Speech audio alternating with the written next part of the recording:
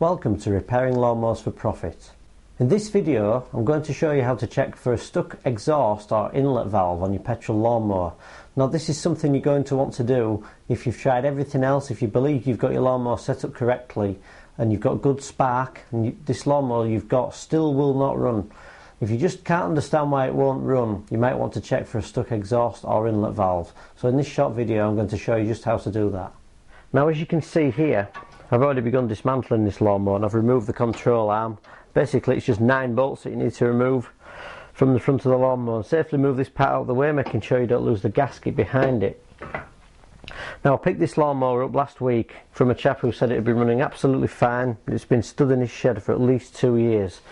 Now I've done all the usual checks that I would do. I've replaced the fuel, I've done the diaphragm and gasket. I've basically set this lawnmower up the way that I would always set them up. I always work in a set order, checking the crankshaft, checking compression and basically working my way through the lawnmower. Now very occasionally you will find a lawnmower such as this one.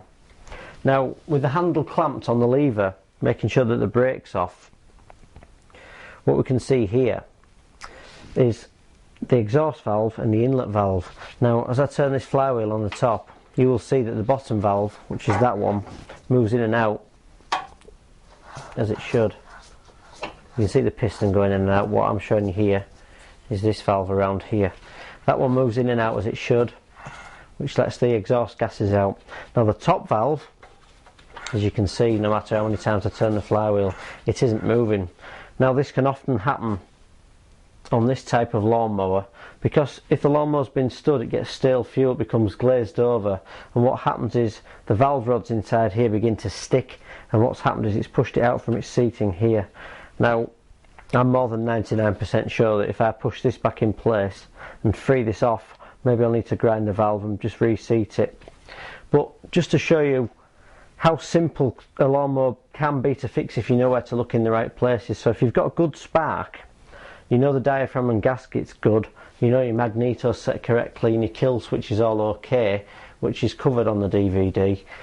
The next thing to check is this valve. Now as you can see, I've just pushed that back in, and as I turn the flywheel I'm over 100% sure that will open and close.